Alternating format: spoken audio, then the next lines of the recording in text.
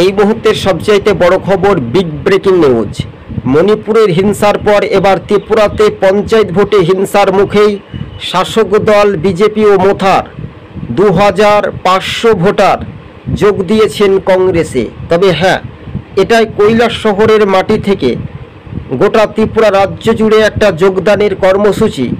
লোকসভার বিরোধী দলনেতা রাহুল গান্ধী বলেন, যেভাবে মণিপুর একেবারে সাধারণ মানুষের ওপর অত্যাচার চালিয়েছিল বিজেপি সরকার, তেমনি বিজেপির জোট সরকার মিলে ত্রিপুরার গণতন্ত্র নষ্ট করছে।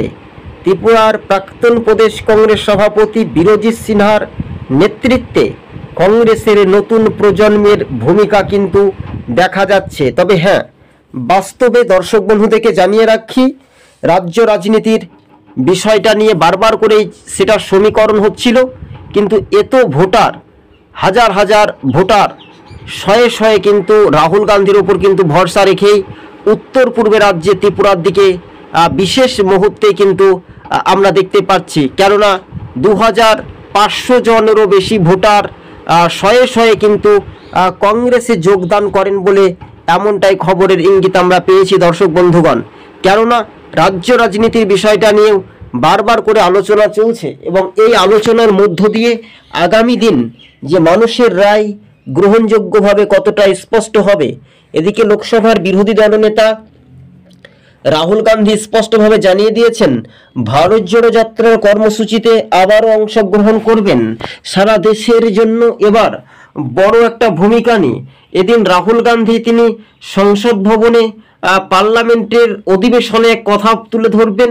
যেভাবে সরাসরি নেটের যে দাম, অর্থাৎ মোবাইল ডাটার যেভাবে দাম বাড়িয়ে দেওয়া হয়েছে, মুকেশ আম্বানি তার বিরুদ্ধেই সমালোচনার ঝড় কিন্তু বইতে পারে বলে এমনটাই।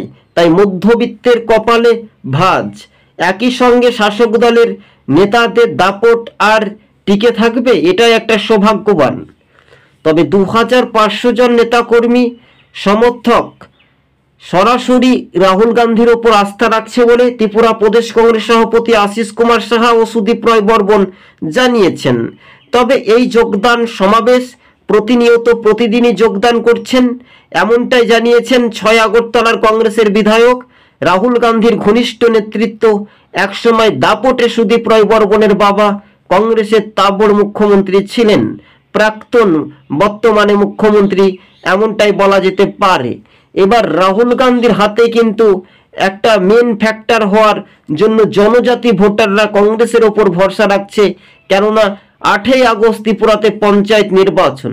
একেবারে স্পষ্ট রাহুল গান্ধী জানান যে ত্রিপুরাতে হিংসার রাজনীতি একেবারে কার্যত হচ্ছে, আর এই হিংসার বিরুদ্ধেই মানুষ কিন্তু বিজেপির বিরুদ্ধেই এবার রুখে দাঁড়াবে। একই সঙ্গে রাহুল গান্ধী বলেন, 7 রাজ্যের মধ্যে 13টি বিধানসভার উপনির্বাচন হয়েছিল, সেখানে একটা ভরাডুবি হার হয়েছে শাসক দল বিজেপির। তবে বিরোধীদের দখলে কিন্তু 10টি আসন জয় হয়।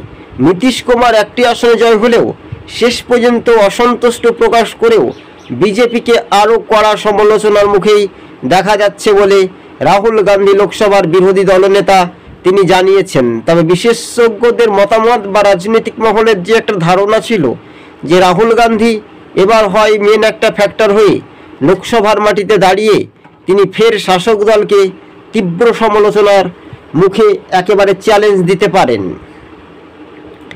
কেননা এদিকে ভারত জোড়ো যাত্রার কর্মসূচিতে রাহুল গান্ধী বলেছেন যে তিনি উত্তরপ্রদেশ থেকে শুরু করবেন, তারপরে মণিপুর, ত্রিপুরা, যেসব রাজ্যে বিজেপির বেশি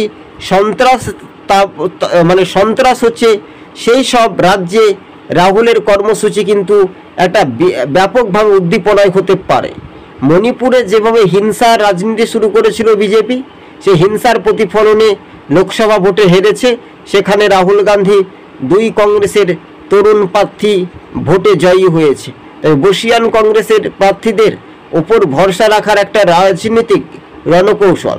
তবে এদিন কেসি ভেনুগোপাল তিনি পরিষ্কারভাবে জানিয়েছেন, রাজ্য রাজনীতির বিষয়টা নিয়েও কিন্তু একটা উন্মাদনা এবং ব্যাপক হারে কিন্তু মানুষের রায় গ্রহণযোগ্যভাবে কতটা এফেক্ট বা কতটা ফ্যাক্টর হবে শুধু সময়ের অপেক্ষা। তবে রাহুল গান্ধী আরও বলেন, হিংসা যত হবে মানুষের ক্ষোভ রাগ তত বাড়বে, তবে হিংসা করে ভোটে জিতা যায় না। তাই মেরুকরণের রাজনীতি সৃষ্টি করছে কি শাসক দল, নাম না করে তীব্র সমালোচনায়। তাই এবারকার যে রাজ্য রাজনীতির বিষয়টা, সেই রাজ্য রাজনীতির বিষয়টা নিয়েও কিন্তু একটা গুরুত্বপূর্ণ বিষয়, আর সেই গুরুত্বপূর্ণ বিষয় নিয়ে বারবার করে আলোচনা চলছিল। দর্শক বন্ধুগণ, আগামী দিন মানুষের রায় গ্রহণযোগ্য হিসেবে কতটা ফ্যাক্টর হবে তা রাহুল গান্ধীর উপর নির্ভরশীল করবে। এমনকি আগামী দিনেও রাহুল গান্ধী সর্বভারতীয় সভাপতি হতে পারেন বলে কংগ্রেস মহল সূত্রের খবর। তবে হ্যাঁ, কথাতেই বলে, এক কূলে নদী দুই কূলে বাঁধ, ধৈর্য ধরলে সবুরে মেওয়া ফলবে।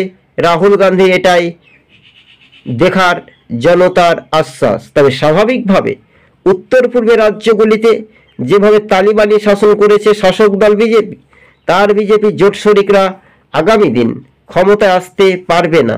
যেমন বাংলা তেমনি ত্রিপুরা, উভয়ে যে পঞ্চায়েত নির্বাচনে হিংসার রাজনীতি হয়েছিল বাংলাতে, নাম না করে তীব্র সমালোচনার মুখে রাহুল গান্ধী শাসক দলকে কটাক্ষ করেছিলেন। তবে এবারকার যে রাজনীতির সমীকরণ, সেটাই কিন্তু একটা উন্মাদনা বা দেখার একটা বিষয় থাকলেও বিশেষজ্ঞরা বা রাজনৈতিক মহল মনে করছেন যে সরাসরি এবার এটা কোনো রং মাখানো বা ছেলে খেলা নয়, কিন্তু এবার যে রাজনীতিক ইতিহাস, সেটা একটা নজিরবিহীনভাবে সরাসরি রাহুল গান্ধী তিনি উত্তর পূর্বের রাজ্যে পঞ্চায়েত ভোট যেহেতু ত্রিপুরাতে, সেটার দিকে নজর দিচ্ছেন। তবে দায়িত্বশীল কংগ্রেসের দুই হেভিওয়েট নেতা, একদিকে প্রদেশ কংগ্রেস সভাপতি আশিস কুমার সাহা, অন্যদিকে সুদীপ রায় বর্মন ৬ আগরতলার বিধায়ক। তবে এবার যথেষ্ট পরিমাণে কিন্তু তারা প্রতিদ্বন্দ্বিতা বা লড়াই করবে বলে এমনটাই আশ্বাস কিন্তু আমরা পাচ্ছি।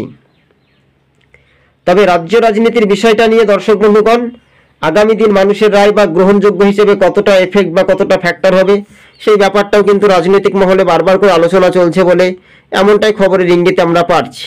আপনি যদি সবুজবঙ্গ নিউজের ইউটিউব চ্যানেলের সঙ্গে নতুন দর্শক হয়ে থাকেন, চ্যানেলটিকে অবশ্যই সাবস্ক্রাইব করে সঙ্গে থাকবেন। হ্যাঁ, এবার খেলা তো হবেই, সবেমাত্র খেলা শুরু হয়েছে, এবার নতুন করে খেলা হবে। তাই টি-20 ম্যাচের খেলার আগ্রহ। তাই বিজেপির মণ্ডল নেতৃত্বরা সরাসরি এবার কিন্তু যে হিংসা রাজনীতি উস্কে দিচ্ছে, ধর্মীয় মেরুকরণের রাজনীতি বেশি দিন ক্ষমতা ধরে রাখতে পারবে না, এমনটা আশ্বাস পাচ্ছে। সরাসরি রাজ্য রাজনীতিতেই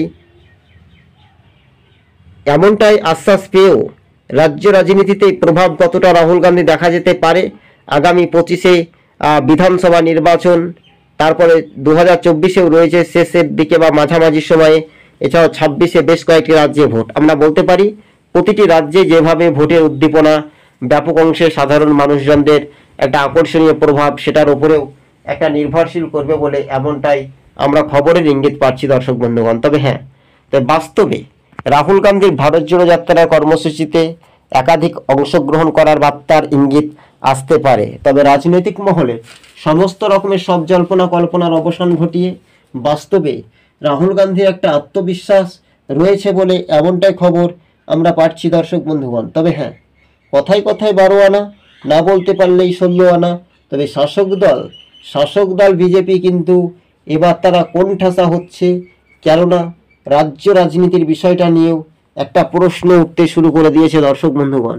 তবে হ্যাঁ, এবার যে রাজনীতি ময়দান বা রাজনীতি পরিস্থিতি, সেটার উপরে তো নির্ভরশীল অবশেষে দেখা যাবে, তাই না? এই বিষয়গুলি ভালো করে মনোযোগ দিয়ে শুনলে আপনারা নিশ্চয়ই বুঝতে পারবেন যে আগামী দিনের জন্য মানুষের যে রায় গ্রহণযোগ্যভাবে কতটা এফেক্ট বা কতটা ফ্যাক্টর হবে, সেই ব্যাপারটাও নিয়েও কিন্তু রাজনৈতিক মহলে প্রশ্ন উঠতে শুরু করেছে। তবে আগামী দিনের জন্য মানুষের রায় বা গ্রহণযোগ্য হিসেবে কতটা এফেক্ট বা কতটা ফ্যাক্টর, সেই ব্যাপারটাও কিন্তু জোগাড় করার একটা উপার্জন, সেই উপার্জন কিন্তু বিজেপির মন্ত্রীকে নিন্দা পেতে হচ্ছে। মণিপুরের ঘটনা, ত্রিপুরার হিংসার ঘটনা, পঞ্চায়েত নির্বাচনে ভোট ঘোষণার পর থেকেই একেবারে হিংসার রাজনীতি। কিন্তু এবার বিজেপির মন্ত্রীরা বুঝতে চায় বা বুঝাচ্ছে যে এইভাবে দখলদারি করে ত্রিপুরাতে পঞ্চায়েত ভোট বা অন্যান্য রাজ্য দখল করবে, সেটা কিন্তু পারবে না। একেবারে স্পষ্টভাবে উত্তর পূর্ব রাজ্যে ত্রিপুরাতে জোট।